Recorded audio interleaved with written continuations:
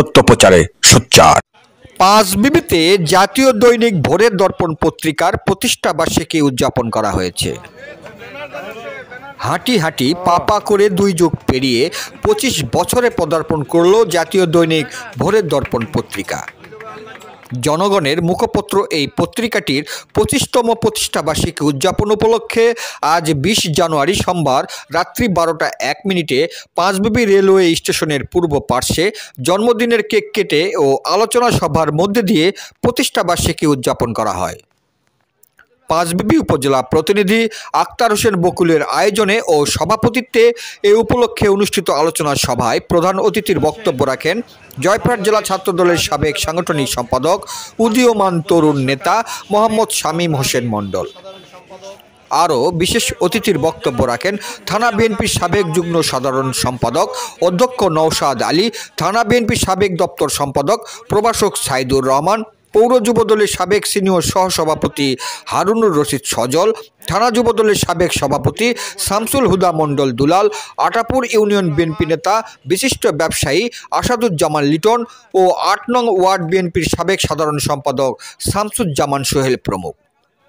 আরও উপস্থিত ছিলেন জেলা ছাত্রদলের সহ স্কুল বিষয়ক সম্পাদক সোহেল রানা বাবু, পাঁচবিবি উপজেলা ছাত্রদলের যুগ্ম আহ্বায়ক ফয়সাল হোসেন, পৌর ছাত্রদলের যুগ্ম আহ্বায়ক মোহাম্মদ মোরসালিন, মহিপুর হাজী মহসিন সরকারি কলেজ ছাত্রদলের যুগ্ম আহ্বায়ক সামিউল ইসলাম ও উপজেলা ছাত্রদলের সদস্য রাকিব হোসেন সহ আরও অনেকেই। শেষে জন্মদিনের কেক কেটে ভোরের দর্পণ পত্রিকার প্রতিষ্ঠা বার্ষিকী পালন করেন প্রধান ও বিশেষ অতিথিবৃন্দ। জয়পুরহাট থেকে জেলা প্রতিনিধি মোহাম্মদ দবিরুল ইসলামের report, DD channel news desk. সত্য প্রচার, যে সত্য প্রচারটা সব সাংবাদিক প্রচার করতে চায় না, ঘটনা ঘটে একটা আর তারা উপস্থাপন করে একটা। তো ভোরের দর্পণ আসলে এখানে পার্থক্যটা দেখছি আমি নিজে। ভোরের দর্পণে আসলে ঘটনাবলী যেগুলো আছে, বিশেষ করে জয়পুরহাট পাঁচবিবিতে বিশেষ কিছু ঘটনা ঘটে গেছে, ভোরের দর্পণ আমি দেখেছি শতভাগ সেগুলো উপস্থাপন করেছে। এই জন্য ভোরের দর্পণ পত্রিকার সংশ্লিষ্ট যারা সাংবাদিক ভাইরা কাজ করছেন, আপনারা আরও ন্যায়নিষ্ঠাভাবে এবং শতভাগ সত্য প্রচারে আপনারা সোচ্চার থাকবেন, সত্য উপস্থাপন করবেন, নির্ভয়ে আপনারা কাজ করে যাবেন। সাংবাদিক ভাইদের বলতে চাই, বাংলাদেশ জাতীয়তাবাদী দল আমরা যারা আছি, আমরা আপনাদের সার্বিকভাবে সহযোগিতা করব। আপনারা সত্য উদ্ঘাটনে সোচ্চার থাকবেন এবং আগামী দিনে আপনাদের এই পত্রিকার সফলতা কামনা করে আমি আমার বক্তব্য শেষ করি। গণমাধ্যম হলো সমাজের দর্পণ, সমাজের আয়না। এই সমাজে কি ঘটে, কি ঘটবে, এর সকল চিত্র আমরা এই গণমাধ্যমের মাধ্যমে দেখতে পাই।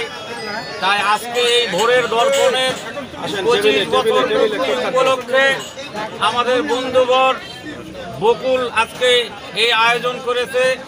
আমরা তাকে সাধুবাদ জানাই, ধন্যবাদ জানাই, কৃতজ্ঞতা জানাই এবং অভিনন্দন জানাই এবং শুভকামনা করি ভোরের দর্পণ যেন যুগ যুগ ধরে আগামী দিন আমাদের এই সমাজের সকল কিছু চিত্র আমাদের চোখের সামনে উদ্ভাসিত করে।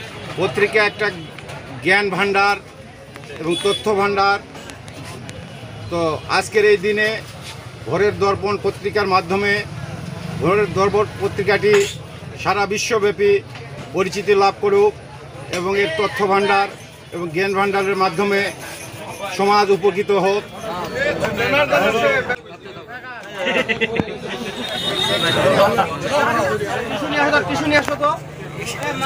ঠিক আছে,